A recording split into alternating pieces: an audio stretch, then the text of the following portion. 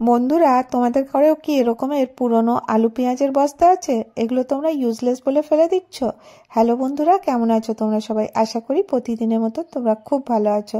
আজকে আবার আমি তোমাদের সাথে শেয়ার করব পুরনো কিছু জিনিস দিয়ে নতুন কিছু করে নেওয়া।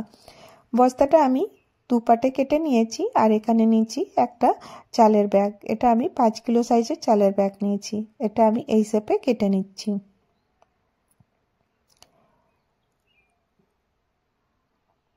এখানে দেখো, এই বস্তাটার উপরে ব্যাগটা এইভাবে রাখলাম, আর ওই মার্জিনে কেটে নিয়েছি। আর এখানে নিয়েছি পুরনো কিছু নাইটির কাট, আর নিয়েছি এই বস্তাটা এইভাবে কেটে আমি 3-4টা লেয়ার করে দিয়েছি। আর এখানে আমি সুতো ব্যবহার করবো এটা সেলাই করার জন্য।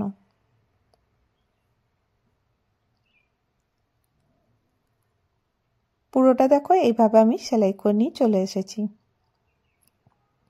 এটা একটু মোটা হয়ে গেছে। এবারে দেখো, আমি এখানে ইউজ করব একটা পুরনো শাড়ি। পুরনো তাঁতের শাড়ি আমাদের প্রত্যেকের ঘরেই থাকে। আর দেখবে শাড়িটা হয়তো খারাপ হয়ে গেছে, বর্ডারটা ঠিক আছে। তো এই বর্ডারটাই আমি এখানে ব্যবহার করব।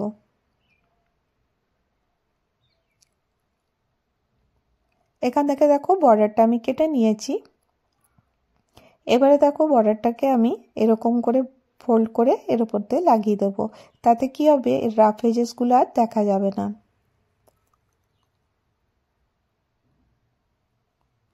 যতটা লাগবে আমি কেটে নিলাম। আর এখানে দেখো, মোটা সুতো দিয়ে কিন্তু এটা রেডি করছি। প্রত্যেকের কাছে মেশিন থাকে না, তোমরা চাইলে হাত দিয়েও কিন্তু এগুলো করে নিতে পারো। এইভাবে কাপড়টা নেব, আর একটু একটু করে পুরোটা স্টিচ করে দেবো। এখানে দেখো, আর একটু সুন্দর করার জন্য আমি বর্ডারটাকে ডবল করে ফোল্ড করব, আর এইভাবে রাখবো। আর কিভাবে করছি তোমাদেরকে আমি দেখিয়ে দিচ্ছি। তোমরা এরকম করে বা তোমাদের যেরকমের ইচ্ছা সেইভাবেই কিন্তু এটাকে সুন্দর করে সাজিয়ে নিতে পারো।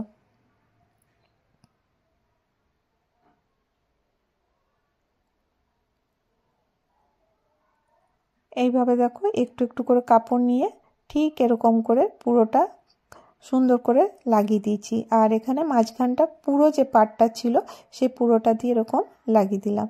আর পেছনেটা পুরো ভালো করে এটাকে সেলাই করে দিচ্ছি। তো দেখো ফাইনাল লুকটা এর কতটা ভালো লাগছে, আর কতটা ইজি তোমরা এটা বানিয়ে নিতে পারো। খুব সহজে এটা বানাতে পারো। এটা ডোরম্যাট হিসাবে ব্যবহার করতে পারো। নেক্সট আইডিয়ার জন্য আমি এখানে নিয়েছি পুরনো একটা টি শার্ট, আর এখানে নিয়েছি একটা আটা ব্যাগ। আটা ব্যাগটা 5 কিলো সাইজের আটা ব্যাগ। আর এটা আমি ওভাল শেপে দেখো কেটে নেব।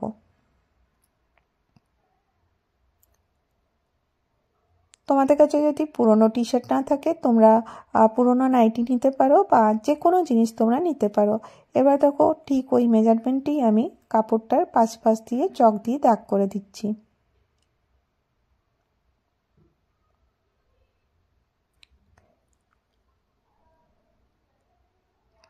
এবারে একটু ডার্ক করে নিলাম, আর যাতে এটা কাটতে সুবিধা হয়। তো চলো, এটা আমি কেটে নিয়ে চলে আসবো।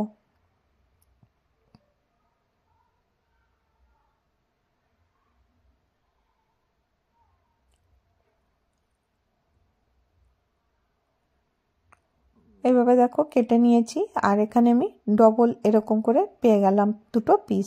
এবারে দেখো কি করব, সোজা পাটটা ভেতরের দিকে রাখবো, আর উল্টো পাটটা উপরের দিকে রাখবো। এরকম করে রেখে দুটোকে আমি জয়েন্ট করে দেবো। শুধুমাত্র একটুখানি অংশ খোলা রাখবো এটাকে সোজা করার জন্য। কাপড়টা যাতে সরে না যায় তার জন্য আমি বল পিন লাগিয়ে নিচ্ছি।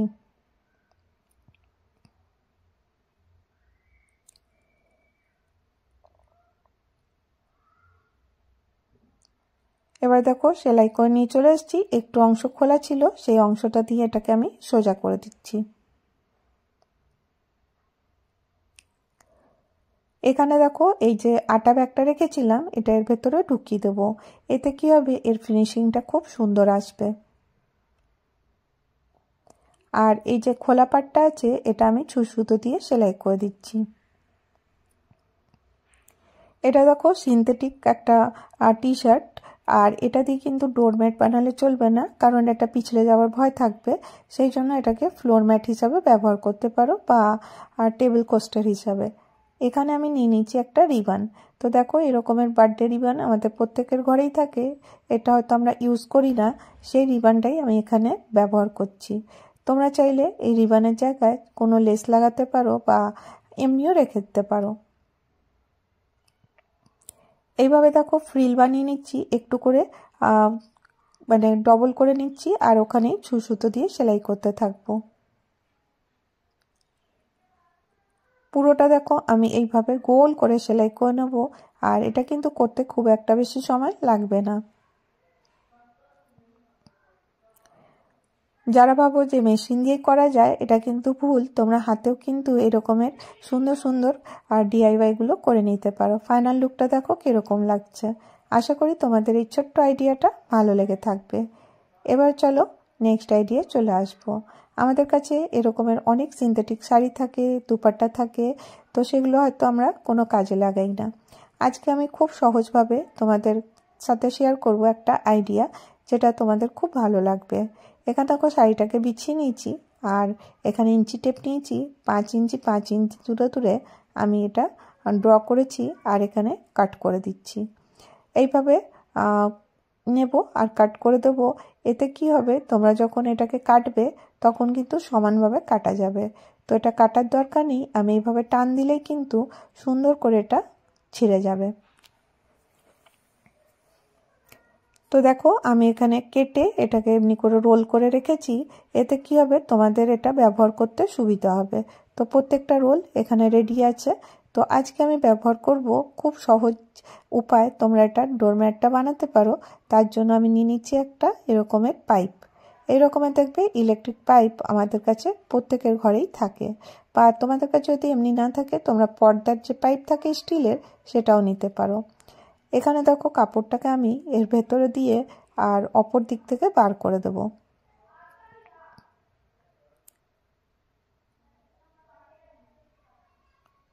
এইভাবে দেখো বার করে দিয়েছি, অপর পাশে বেরিয়ে গেল। এখানটাতে আমি কি করব, একটা রবার ব্যান্ড নিয়ে এটাকে সুন্দর করে টাইট করে লাগিয়ে দেব। এইভাবে লাগিয়ে দিলাম। আর এবারে দেখো এটা এমনি লম্বা করে নিচে ছেড়ে রেখে দেবো। আর এই যে পার্টগুলো কেটে কেটে রেখেছিলাম সেগুলোর একটা নিলাম, আর নিয়ে এখানে টাইট করে একটা গিঁট দিয়ে দেবো। এতটা টাইট দেবো যাতে এটা খুলে না যায়, আর কিন্তু এটা যেন মুভ হয়। কেমনিভাবে, তো দেখো আমি তোমাদেরকে দেখিয়ে দিই কীভাবে কথা বলছি। এই দেখো এরকম করে, যাতে এটাকে সরালে ইজিলি সরে যায়, এরকম পিছলে যায় যেন। এবারে কিছুই না, আমরা যেমনি উল্কাটা বুনি ঘর নিই যেমন, ঠিক সেইভাবেই আমরা উল্কাটায় যেমনি ঘর নিই না, ঠিক সেইভাবেই এর মধ্যে আমি ঘর নিতে থাকবো। যখন পুরোটা ভরে যাবে তখন একটু সরিয়ে দিয়ে আবার ঘরটা নিতে থাকবো। এখানটা একটু মন দিয়ে দেখবে কিভাবে করতে হবে। এইভাবে যখন এটা পুরোটা শেষ হয়ে গেল, এবারে এই যে কাপড়টা আমি রেখেছিলাম তার মধ্যে ট্রান্সফার করতে হবে। তো কিভাবে ট্রান্সফার করব, তো দেখো আমি এর মধ্যে পুরোটা ভরে নিচ্ছি, আর এইভাবে একটু একটু করে এরকম করে সরাতে থাকবো। যেই আমি এটাকে সরাবো সেইগুলো ট্রান্সফার হয়ে এই যে আগের কাপড়টার মধ্যে, পাইপের ভেতরে যে কাপড়টা আছে ওর মধ্যে যেতে থাকবে। কিন্তু পুরোগুলো আমি এর মধ্যে ট্রান্সফার করব না, 5 থেকে 6টা এর মধ্যে রেখে দেব। তারপরে আবার যেরকম আমি ঘর নিচ্ছিলাম ঠিক সেইভাবেই আবার ঘর নেব। তো দেখো এখানে আমি অনেকগুলো করে নিয়েছি। এইভাবে হাত দিয়ে একটু একটু সরাবো, আর ফাইনাল লাস্টে এরকম করে আবার থেকে এরকম করে ঘর নেব আর পুরোটা ভরে দেব। আর লাস্টে যখন পাটটা থাকবে তখন কি করতে হবে, এইভাবে সুতো দিয়ে আমি এটাকে জয়েন্ট করে দেবো।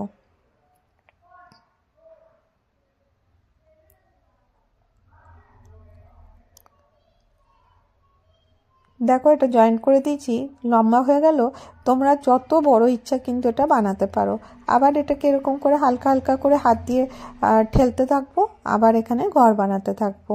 তো সম্পূর্ণটা আমি এইভাবেই করে নেব।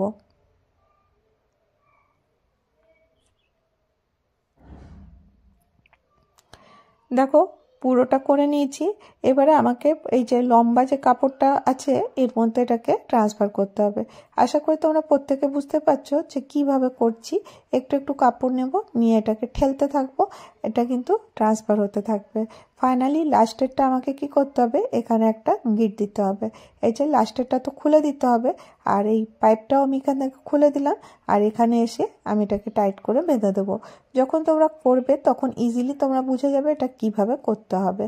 তো এবারে পুরোটাকে আমি একটু একটু দূরে দূরে সরাতে থাকবো, কারণ দেখো কাপড়টা অনেকটা বড়, আর খুব একটা গ্যাপ রাখবো না, তাহলে কিন্তু দেখতে ভালো লাগবে না। যতটা নর্মালি দরকার ঠিক অতটাই আমি গ্যাপ রেখে রেখে এটাকে পুরোটার মধ্যে আমি করে দিয়েছি। দেখো এবারে কিছুই না, এটাকে জাস্ট খালি দেখো কি সুন্দর এটা সরতে থাকবে, আর এরকম করে তোমরা এটাকে বানিয়ে নিতে পারো। তো এটা গোল করতে থাকবো, আর সুন্দর একটা ম্যাট রেডি হয়ে যাবে, কোনো ঝামেলা ছাড়াই তোমরা এটাকে বানিয়ে নিতে পারো। তো দেখো আমি তোমাদেরকে দেখিয়ে দিই, আর এখানে আমি ছুঁচ সুতো নিয়ে নিচ্ছি মোটা, আর এটাকে আমি সেলাই করে দিচ্ছি।